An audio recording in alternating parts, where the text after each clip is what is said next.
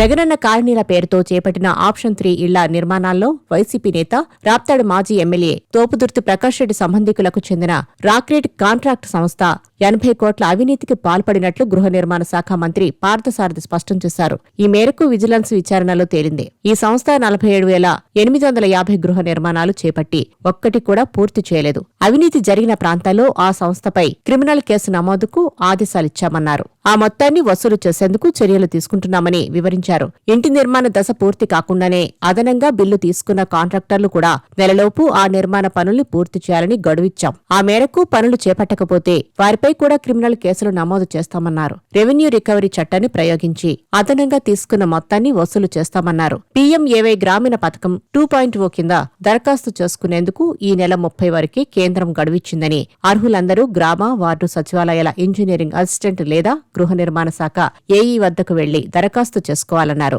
2014-19 మధ్య టీడీపీ ఇళ్ల నిర్మాణం చేపట్టాక 920 కోట్ల మేర బిల్లులు చెల్లించకుండా లబ్ధిదారులను వైసీపీ ప్రభుత్వం వేధించింది. వీటిని త్వరలో విడుదల చేస్తామన్నారు.